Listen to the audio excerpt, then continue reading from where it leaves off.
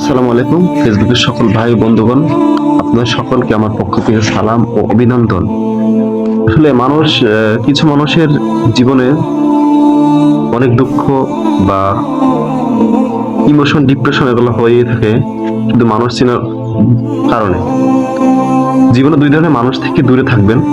এক হচ্ছে ব্যস্ত মানুষ, দুই অহংকারী মানুষ। কারণ ব্যস্ত মানুষেরা নিজের ইচ্ছে ছাড়া কথা বলে না, আর অহংকারী মানুষেরা নিজের স্বার্থ ছাড়া কারো পাশে থাকে না।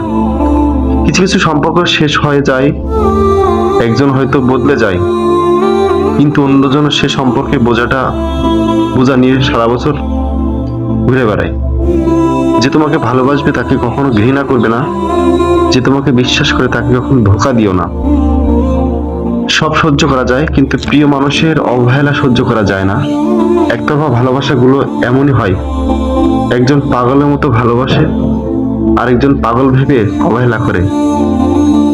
আসলে বিষয়টা হচ্ছে এরকম, আমরা মানুষকে অনেক ক্ষেত্রে অনেক গুরুত্ব দেই, কিন্তু কিছু মানুষ আমাদেরকে অবশ্যই অবহেলা করে।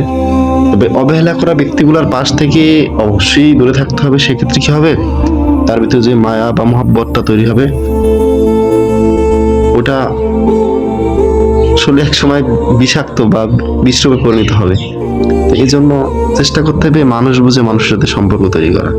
ধন্যবাদ।